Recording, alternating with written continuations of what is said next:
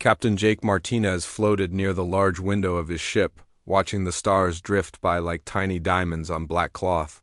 The UN's Liberty moved slowly through space, scanning planets and taking pictures of everything they found. It was quiet work, but Jake liked it that way. After 20 years in space, he enjoyed the peaceful missions more than the exciting ones. "Captain, we found something interesting on Planet 7, said Lieutenant Amy Brooks from her seat at the communications desk. She was young but smart, and Jake trusted her completely. "The scans show some weird metal structures that don't look natural." Jake pushed himself away from the window and floated over to look at her screen. In space, everything floated unless you grabbed onto something. Could be old ruins from some dead civilization. "Let's get closer and take better pictures." Chief Engineer Tony Valdez laughed from across the room. "Maybe we'll finally find those ancient aliens everyone talks about. Though knowing our luck, they'll probably just be really old garbage dumps." Tony always made jokes about everything. It helped keep everyone calm during the long months in space. Jake had served with him for 8 years, and the man could find humor in a meteor strike. The Liberty moved toward the planet, its sensors working hard to map everything below. Jake was reading the reports when the ship's computer started making loud warning sounds. "Captain?" Amy shouted, her eyes wide as she stared at her instruments. Something big just appeared right next to us. Jake spun around to look out the window and felt his heart stop. A massive ship hung in space beside them, so large it blocked out the stars. It was dark gray with strange symbols painted on its sides. Sharp spikes stuck out from its surface like the teeth of some giant beast. "Where did that come from?" Jake asked, trying to keep his voice steady. "I don't know, sir. It just appeared out of nothing, no warning at all." Before anyone could say more, 3 more giant ships appeared around them. The Liberty looked like a tiny bug next to these monsters.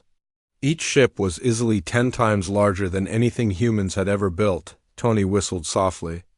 "Oh, that's new." A deep voice suddenly filled the ship, speaking in a language none of them understood. The words sounded angry and full of power, like someone giving orders to slaves. "Amy, can you translate that?" Jake asked. Amy's fingers flew over her keyboard as the ship's computer tried to figure out the alien language. After a few minutes, she nodded. "I think I've got it, Captain. But you're not going to like what they're saying." "Let's hear it." Amy cleared her throat and began to read. "Attention, primitive beings. You have entered the sacred territory of the mighty Korathian Galactic Empire. I am Admiral Zektar, commander of the Imperial Fleet. You will immediately surrender your vessel and prepare to bow before the infinite wisdom of Emperor Vexthal, ruler of 10,000 worlds and master of the galaxy." Jake blinked. Tony started making a weird choking sound.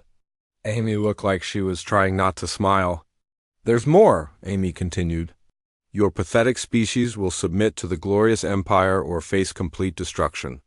We have conquered countless worlds and brought order to chaos throughout the galaxy. Resistance is meaningless. Surrender is your only option." Tony couldn't hold it in anymore. He burst out laughing, a sound that echoed through the quiet ship. "Did this guy just call us primitive? Have they seen our coffee machine? It has 17 different settings." Jake felt his own lips twitch. The alien's speech sounded like something from a bad movie. "Amy, are you sure you translated that right?" "Yes, sir. He really said all that, and he's still talking." Amy listened to her headset for a moment. Now he's describing the Emperor's golden throne and his crown made from the bones of defeated enemies. Tony was wiping tears from his eyes. "Oh man, this guy is serious, isn't he? He actually thinks we're going to be scared of his bone crown." Jake tried to think like a captain should, but it was hard when the alien sounded so ridiculous. Humans had stopped being impressed by kings and emperors hundreds of years ago. The idea of bowing to someone just because they sat on a fancy chair seemed silly. "Captain," Amy said, trying to keep her voice professional, "Admiral Zektar is demanding an immediate response. He wants to know if we surrender or if he should begin destroying us." Jake looked around at his crew. Tony was still chuckling quietly. Amy was biting her lip to keep from smiling. Even the other crew members looked more amused than scared. Amy, open a channel to the alien ship. Yes, sir, you're connected. Jake took a deep breath and tried to sound polite. Admiral Zektar, this is Captain Jake Martinez of the United Earthship Liberty. We received your message, and we appreciate you taking the time to introduce yourselves. You will surrender now. The alien voice boomed back immediately. Well, here's the thing, Jake said slowly.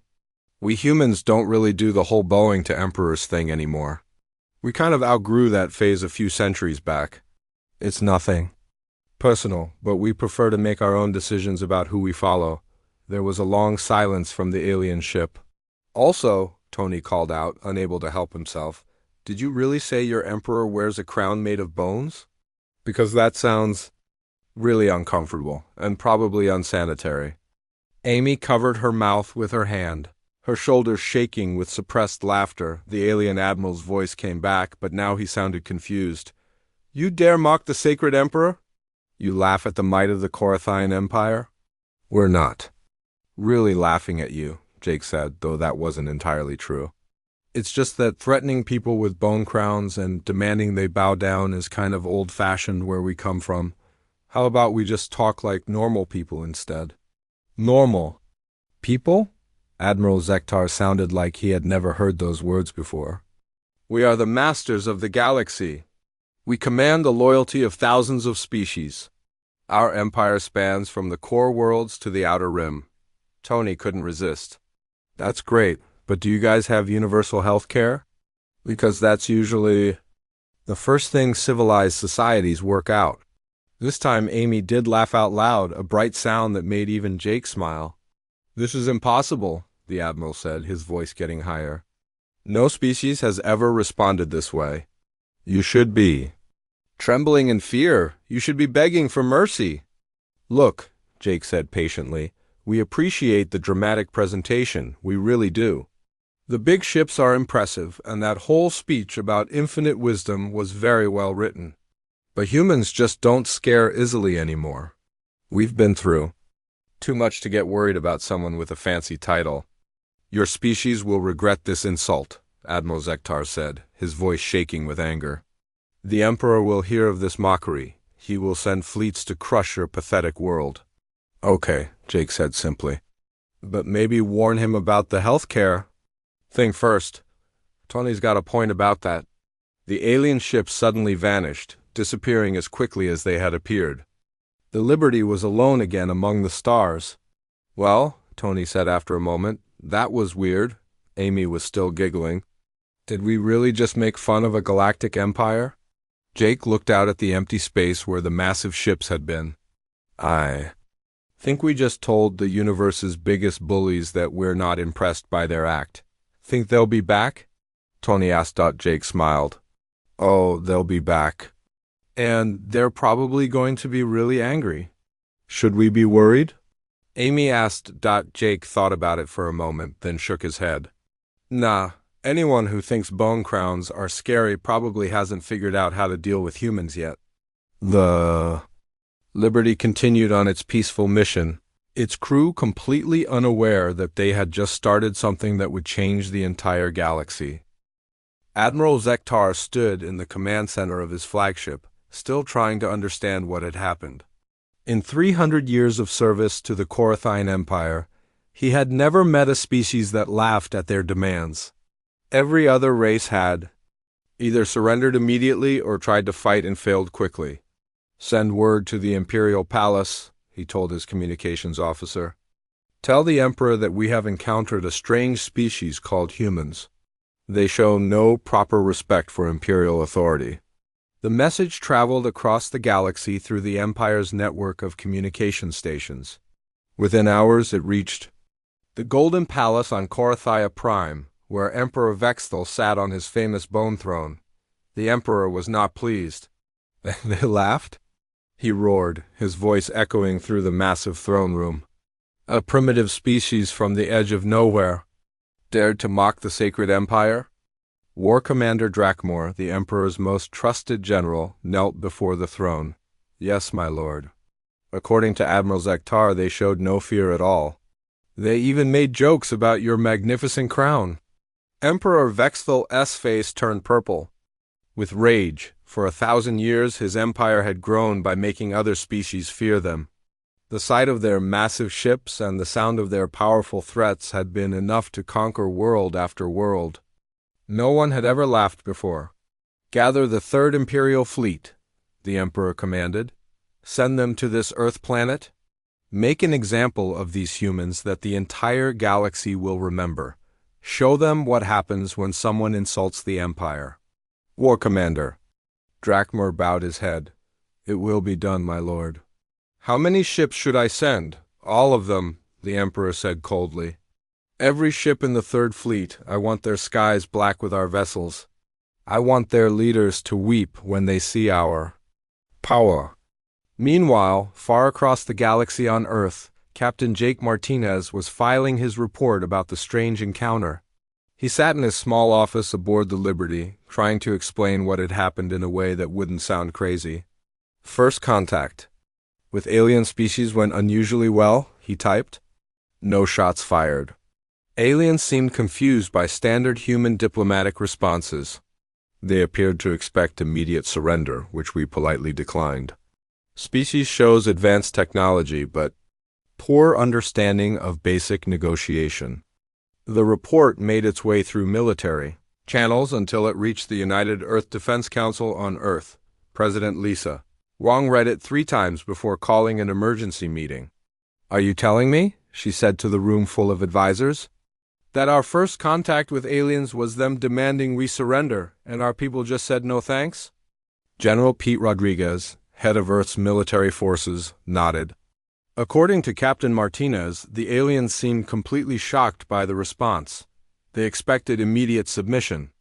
Admiral Kate Sullivan, commander of Earth's space fleet, was studying the technical data from the encounter. "Their ships are big, I'll give them that. But the scans show some interesting things. These vessels are built more for show than for actual fighting." Dr. Ben Carter, Earth's leading expert on alien life, had been quiet during most of the meeting. Finally, he spoke up. "I've been analyzing the language patterns from their communications. There's something odd about their technology." "What do you mean?" President Wang asked. "The way they speak, the words they use, it all sounds like they're copying something older, like they learned their threats from someone else and just repeat them over and over." General Rodriguez frowned. "You think they're not as powerful as they claim?" "I think they've been successful for so long that they've never had to actually fight anyone," Dr. Carter said. "They just threaten people and everyone gives up." Admiral Sullivan laughed. "Well, they picked the wrong species to try. That with humans don't scare easy." 3 weeks later, the Korathian Third Imperial Fleet arrived at Earth. 200 massive warships dropped out of hyperspace all at once, forming a wall of metal around the planet. Each ship was painted in the Empire's colors and covered with weapons that gleamed in the sunlight. War Commander Drakmar stood on the bridge of his command ship, looking down at the blue and green world below. "This will be simple," he told his officers. "The humans will see our fleet and surrender within the hour." On Earth, people pointed up at the sky where the alien ships hung like dark clouds. But instead of panic, something else happened. People started taking pictures.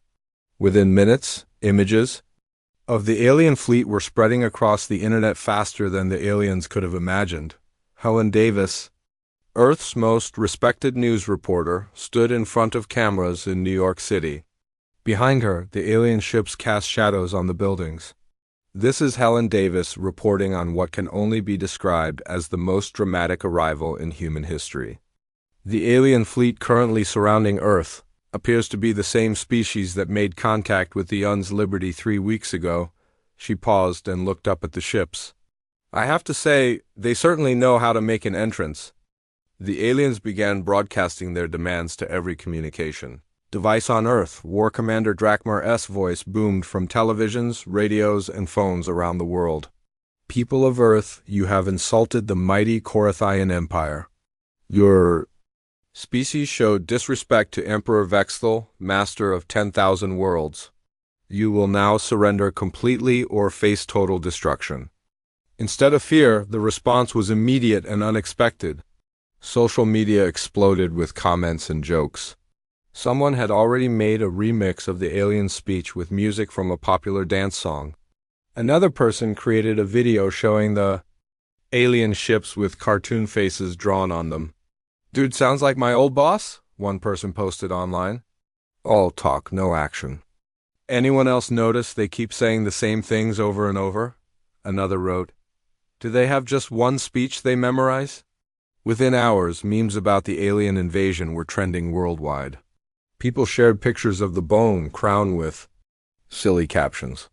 Videos appeared showing humans pretending to tremble in fear before bursting into laughter. War Commander Drakmor watched the human responses with growing confusion. His intelligence officers had intercepted thousands of human communications, but none of them showed fear. "Sir," his communications officer said nervously, "the humans are not responding as expected. They seem to be making fun of us." "That's impossible," Drakmor said. "No species has ever reacted this way to an Imperial fleet. They should be begging for mercy by now." On his command screen, he watched news broadcasts from around Earth. Reporters discussed the alien demands with barely hidden smiles. Talk show hosts made jokes about the Emperor's bone crown. Children drew pictures of the alien ships with funny faces. "Sir," another officer reported, "we're receiving a transmission from the human government." "Finally," Drakmor said. "Put it through." President Wang's face appeared on the screen. She looked calm and professional, not like someone facing the end of her world. "War Commander Drakmor," she said politely, "thank you for your message. We've discussed your demands with our people, and we're afraid we'll have to decline your offer of surrender." Drakmor stared at the screen. "You refuse?" "We prefer to remain independent," President Wang continued. "However, we'd be happy to discuss trade agreements or cultural exchanges if you're interested in a more peaceful relationship. You dare reject the Empire's mercy?" Drakmor shouted. President Wang smiled slightly. "We appreciate the dramatic presentation, but humans generally make their own decisions about who they follow. It's nothing personal." The transmission ended, leaving Drakmor staring at a blank screen. Around him, his officers waited for orders, but he had no idea what to do. In all his years of conquest, no one had ever politely declined to surrender. "Sir?" his weapons officer asked. "Should we begin the attack?" Drakmor hesitated. The Empire had always won through fear and intimidation, but these humans weren't afraid. They were laughing. And somehow that made everything different. Below them, Earth continued its daily routine, its people more amused than terrified by their uninvited guests. War Commander Drakmor decided to begin the invasion with a show of force. He chose the biggest human city he could find on his maps and aimed his most powerful weapons at it. New York City had millions of people, perfect for demonstrating the Empire's might. "Fire one warning shot at their tallest building," he ordered. "Not enough to destroy it, just enough to show them what we can do." A beam of bright energy shot down from this flagship and struck the top of a skyscraper. The beam was designed to melt metal and shatter stone, creating terror in anyone who saw it. But something went wrong. Instead of destroying the building, the energy beam bounced off like light hitting a mirror. "What happened?" Drakmor demanded. His weapons officer stared at his instruments in confusion. "Sir, their building has some kind of protective shield. Our weapons can't penetrate it." "What the aliens didn't know was that humans had been preparing for space attacks for decades. Every major building on Earth had been fitted with energy shields after scientists figured out how to make them. It was standard safety equipment like fire alarms or emergency exits. Down in New York, people on the streets looked up and saw the alien beam bounce harmlessly off the building. Instead of screaming and running, they started taking pictures with their phones. "Did you see that?" someone shouted. "Their space laser just bounced right off." Within minutes, videos of the failed attack were spreading across the internet. Someone added cartoon sound effects to the footage. Another person created a slow-motion version with dramatic music that made the whole thing look like a comedy show. Commander Ray Johnson was in his office at Earth Defense Headquarters when the attack happened. He had been a fighter pilot for 20 years and had trained for alien invasions his whole career, but he had never expected the aliens to be so bad at it. "Sir," his aide reported, "the alien attack on New York failed completely. Our shields held without any problems." Ray nodded and looked at the tactical displays showing the alien fleet positions. The ships were arranged in a perfect formation, like they were posing for a photograph instead of preparing for battle. "They're just sitting there," he said to himself. "Like they expect us to give up just because they're big." Ray had an idea. Instead of meeting the alien fleet with Earth's largest ships, he decided to try something different.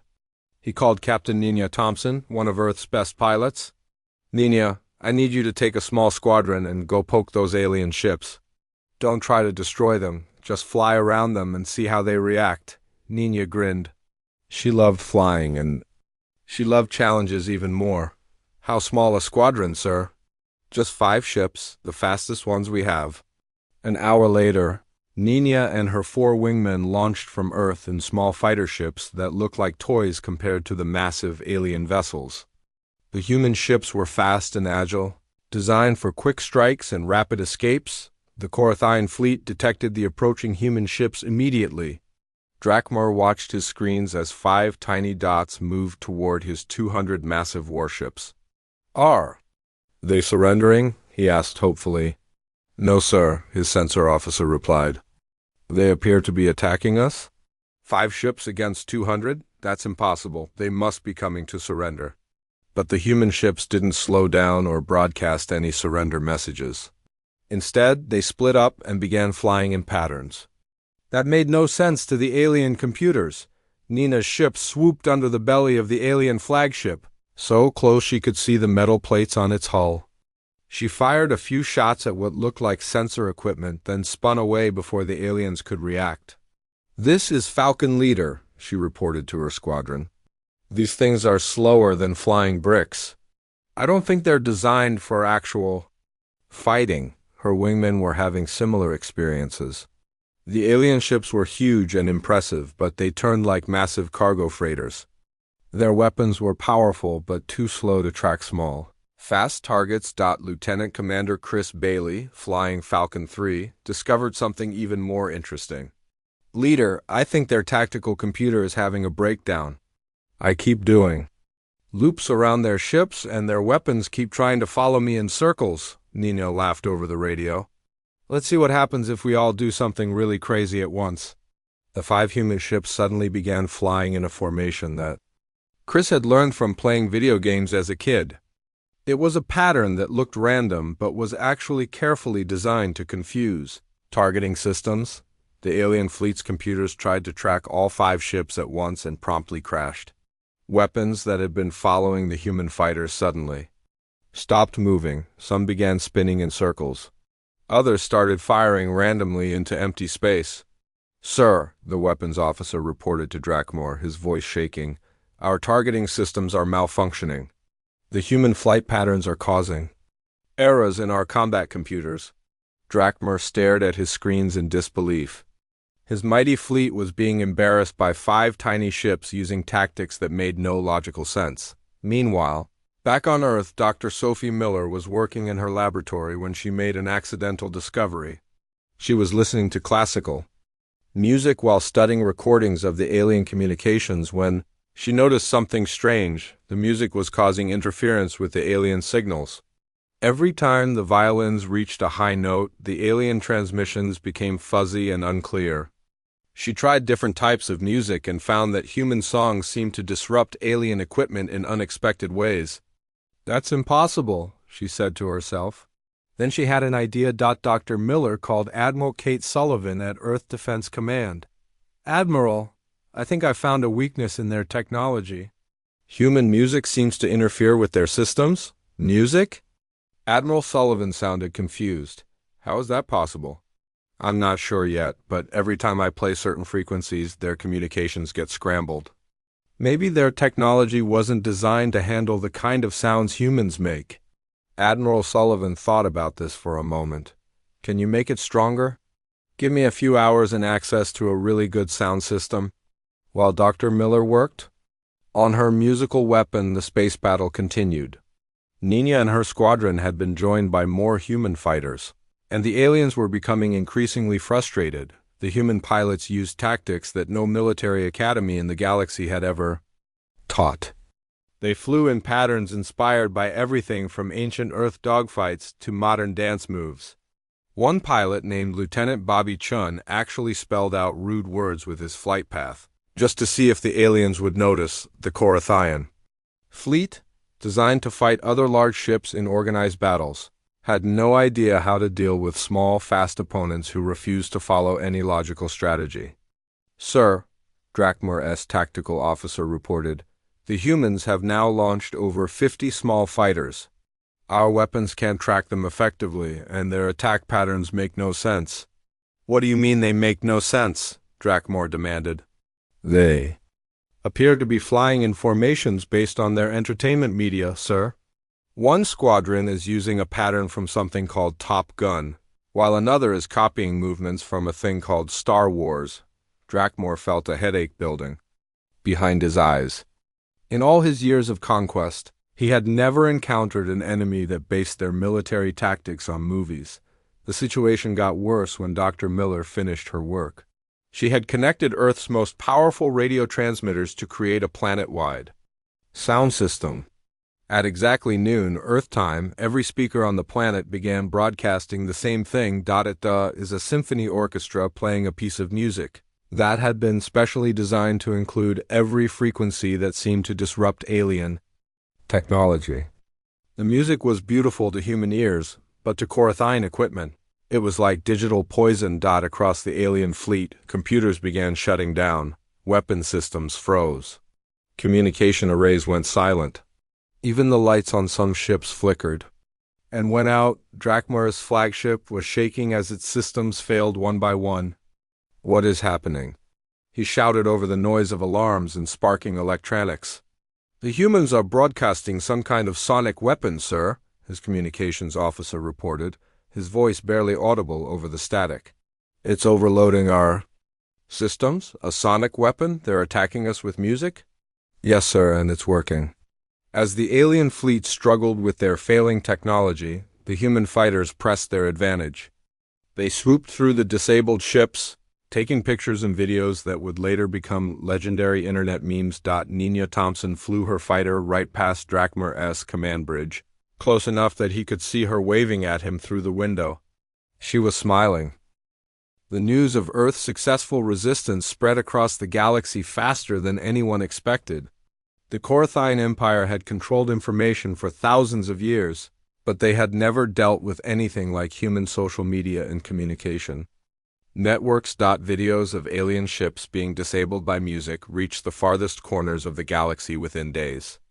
Species that had been enslaved by the Empire for centuries saw something they had never imagined possible. The mighty Korathians, who had seemed unbeatable for so long, were being embarrassed by a species they had never heard of on the planet. Zealand, in a star system far from Earth, Ambassador Kella watched the human videos with growing amazement. The Zilani people had been conquered by the Korathians 300 years ago. Since then, they had lived under strict imperial rule, forced to mine precious metals for the Empire's endless wars. "Show me that part again," Kella said to her aide, pointing at the screen where a tiny human ship was flying circles around a massive Korathian warship. "The humans are using tactics we never considered," her aide replied. "They refuse to fight the way the Empire expects." Kella had been planning a rebellion for years, but the Korathian military had always seemed too powerful. Now, watching these humans make fools of the same ships that had conquered her world, she began to think differently. "Send a message to the human government," she ordered. "Tell them the Zilani people would like to talk." Captain Alex Turner was commanding the UNS Diplomat when they received the alien message. His ship was specially designed for first contact situations, with advanced communication equipment and rooms for meeting with strange new species. "Captain," his communications officer reported, "we're getting a transmission from something called the Zilani Republic. They say they want to meet with us." Alex was surprised. After the fight with the Korathians, he hadn't expected any aliens to want friendly contact with humans. What do they want to talk about? They say they've been watching our conflict with the Korathian Empire. They want to share information about Imperial weaknesses. The meeting took place in deep space, far from any Korathian patrol routes. Ambassador Kella's ship was much smaller than the Imperial vessels, built for speed and hiding rather than intimidation. When Alex first saw Kella, he was struck by how tired she looked. The Zilani woman had large, intelligent eyes and skin that changed colors with her emotions. Right now, it was a dull gray that Alex somehow knew meant sadness. "Captain Turner," Kella said through the translation device, "your species has given my people something we had almost forgotten: hope." "We're just defending ourselves," Alex replied. "We never meant to start anything bigger." "But you have?" Kella said, and for the first time, her skin showed flashes of brighter color. "For 3 centuries we believed the Korathians were unbeatable. Now we know they can be defeated by laughter and music." Kella shared intelligence about the Empire that proved Dr. Ben Carter's theories were correct. The Korathians had indeed found their technology rather than invented it. They had discovered the ruins of an ancient civilization and simply copied what they found. The original builders were peaceful, Kella explained. Their technology was designed for construction and terraforming, not war. The Korathians have been using mining equipment and construction tools to threaten the galaxy for thousands of years. Alex shook his head in amazement. "No wonder our music disrupts their systems. Their equipment was never meant to handle warfare." Frequencies. The meeting with the Zilani was just the beginning. Within weeks, representatives from dozens of oppressed species were secretly contacting Earth, the Furians, who had been forced to build ships for the Empire, the Mekari, whose entire species had been enslaved as servants, the Voltani, whose homeworld had been stripped of resources to feed imperial expansion. All of them had the same message. They wanted to learn how to resist. Major Kelly Rodriguez found herself in an unexpected role as Earth's first teacher of rebellion tactics. She had been a Marine for 15 years, trained in guerrilla warfare and unconventional combat. Now she was teaching those same skills to aliens who had never imagined fighting back. "The key," she explained to a group of Therian rebels via secure video link, "is not to fight the way they expect. The Empire is used to big battles with lots of ships shooting at each other. Don't give them that kind of fight." A Therian officer, his blue-scaled face showing confusion, asked, "But how do we fight with inferior weapons and fewer ships?" Kelly smiled. "You don't fight their ships. You fight their confidence. Make them look stupid, make them doubt themselves. The Korathians have ruled through fear for so long that they don't know what to do when people stop being afraid." She showed them videos of the Earth battle, explaining how human pilots had used video game tactics to confuse enemy computers. "One of our pilots actually drew pictures in space with his flight path. It's not a military tactic you'll find in any textbook, but it worked because their computers couldn't understand what he was doing. The lessons spread from species to species. Rebels learned to use humor as a weapon to turn imperial threats into jokes that spread faster than official propaganda. They discovered that the Empire's technology had weaknesses that could be exploited by anyone willing to think differently. On Earth, civilian scientist Dr. Andy Chun was working late in his laboratory when he made the discovery that would change everything. He had been studying samples of Korathian technology that Nina Thompson's squadron had brought back from their raids on disabled ships. "This is incredible," he said to his research partner, Dr. Lisa Park. "Look at these molecular structures." Dr. Park examined the alien metal under her microscope. "These aren't weapons components at all. This looks like industrial equipment." "Exactly, and look at this." Andy showed her readings from the alien computer systems. "Their software is designed for resource management and construction planning. Someone just added combat subroutines on top of the original programs." "You mean they literally turned construction equipment into weapons?" "More than that," Andy said excitedly. "I think the original civilization that built this technology included safeguards to prevent it from being used for war. That's why our music disrupts it so easily. The systems are trying to shut down when they detect aggressive behavior. Doctor? Park stared at the data. If that's true, then we might be able to turn off their entire fleet without firing a shot. Meanwhile, the rebellion was spreading faster than the Empire could contain it. On the mining world of Kepler-7, Thurian workers stopped production and began broadcasting human music through the Empire's own communication systems. On the fortress world of Sigma Base, Mechary servants started telling jokes about the Emperor's bone crown instead of preparing his meals. The Korathian response was predictable and ineffective. They sent more ships to rebellious worlds, made more threats, and demanded even greater displays of submission. But fear was losing its power. Commander Veshti, in charge of suppressing the rebellion on Thurian Prime, sent increasingly desperate reports back to the Imperial capital. The rebels are using tactics that make no sense, he wrote. They broadcast comedy shows during our surrender demands. They play music that shuts down our equipment. When we threaten them with destruction, they laugh and ask if we've considered therapy for our anger issues. Emperor Vexthal read these reports with growing rage and confusion. His empire had ruled the galaxy through strength and intimidation for 1,000 years. Now suddenly, species that had been obedient for centuries were making jokes about his authority. How can they not fear us?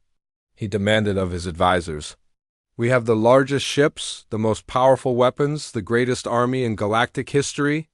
War Commander Drakmor, recently returned from the humiliating defeat at Earth, tried to explain. My lord, these humans have changed something fundamental. They've shown the galaxy that our threats are just words. They've proven that someone can say no to us and survive. Then we must make an example so terrible that no one will ever dare to say no again, the Emperor declared. Gather every ship in the Imperial fleet. We will return to Earth and destroy it completely. When the galaxy sees their planet burning, the rebellion will end. But even as the Emperor spoke, the rebellion was growing beyond anything he could imagine. The laughter that had started with 3 humans on a small exploration ship was now echoing across 1,000 worlds. And for the first time in galactic history, an empire built on fear was discovering what happened when people stopped being afraid. Emperor Vexthal sat on his bone throne, staring at reports from across his crumbling empire. Rebellions were spreading faster than his forces could contain them. Species that had been loyal for centuries were openly mocking imperial authority. Worst of all, they were using human tactics to do it. My lord, War Commander Drakmor said carefully, perhaps we should consider negotiating with the humans. Their rebellion is inspiring others faster than we can stop it. The Emperor's face turned dark with rage. Negotiate? The Sacred Empire does not negotiate with primitives. We will crush these humans and show the galaxy what happens to those who defy us. But sir, our previous attacks on Earth have failed. Their defenses are stronger than we expected. Then we will bring everything, the Emperor declared. Every ship, every weapon, every soldier in the Imperial fleet. We will gather the entire First Armada and end this rebellion once and for all. The First Armada was the Emperor's personal fleet, 1,000 ships that had never been defeated in battle. These were the vessels that had conquered the galaxy's greatest civilizations. If anything could restore imperial authority, it would be this overwhelming display of power. On Earth, Admiral Jack Thompson watched the massive fleet approaching through his command center's screens. The alien ships filled space like a metal storm cloud, darker and more threatening than anything humanity had ever faced. Sir, his aide reported, we're counting over 1,000 enemy vessels. This is 10 times larger than any force they've sent before. Jack nodded grimly. They're bringing everything they have. This is their final attempt to break us through pure intimidation. President Lisa Wang stood beside him, her face calm despite the approaching danger. Admiral, do we have any chance of winning a direct fight against that many ships? Honestly? No, if they're willing to actually fight instead of just threatening us, we're in trouble. But I don't think they know how to fight. They've gotten by on fear for so long that they've forgotten how to do anything else. Dr. Andy Chun burst into. The command center carrying a tablet full of data. President Wang, I think I've found something important. The alien technology has built-in shutdown codes from the original builders. What kind of shutdown codes? Jack asked. The peaceful civilization that created this technology included safeguards to prevent it from being used for aggressive purposes. If we can broadcast the right signal, we might be able to turn off their entire fleet. President Wang looked at the approaching armada. What kind of signal? Music, Dr. Andy said with a slight smile. But not just any music. It has to be something that represents the opposite of what the Empire stands for. Something that shows cooperation, joy, and peace instead of fear and domination. Dr. Sophie Miller, who had been working on the musical weapon since the first battle, stepped forward. I have an idea. What if we don't just broadcast from Earth? What if we get every rebel world to join in? A galaxy-wide concert? President Wang asked. Exactly. Every species that's fighting the Empire, all playing music at the same time. The original builders probably designed their technology to respond to harmony and cooperation. If we can show the galaxy working together instead of cowering in fear, it might trigger every safeguard they built into the system. The plan spread through the rebel network faster than Imperial communications could track it. On Zealand, Ambassador Kella organized her people to sing traditional songs of freedom. On Thurian Prime, the rebels prepared to play music from their ancient culture. Dozens of other worlds joined in, each adding their own voices to the growing symphony. Emperor Vexthal arrived at Earth aboard his personal flagship, the Eternal Dominion. The massive ship was 3 times larger than any other vessel in his fleet, covered in weapons and decorated with the skulls of conquered enemies. It was designed to make anyone who saw it surrender immediately. People of Earth, the Emperor's voice boomed across every communication channel on the planet. You have defied the sacred empire for the last time. I am Emperor Vexthal, master of the galaxy, conqueror of worlds, ruler of 10,000 systems. Surrender now or watch your world burn. The response came not from Earth's government, but from President Wang standing in front of the United Nations building. Behind her, people from every nation on Earth had gathered, not in fear but in celebration. Emperor Vexthal, she said calmly, thank you for coming all this way. We have something to show you. At exactly noon Earth time, the galaxy-wide concert began. It started with a simple melody played by human musicians in New York City. The song was Ode to Joy, an ancient piece about the brotherhood of all beings. As the music played, it was picked up by radio stations around the world. Then, from across the galaxy, other voices joined in. The Zilani added their harmonic chants. The Thurians contributed their deep, resonant drums. The Mechari brought their crystalline chimes.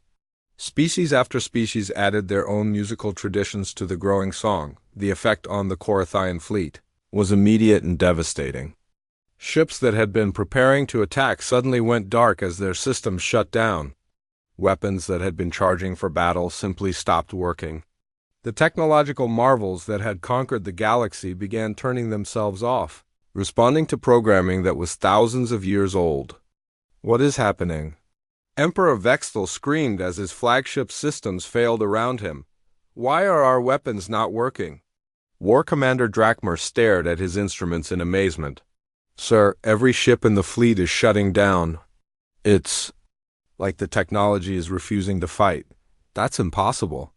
Our weapons are the most powerful in the galaxy. Sir, the ship's computer analyst said quietly, I'm reading massive data transfers from our core systems.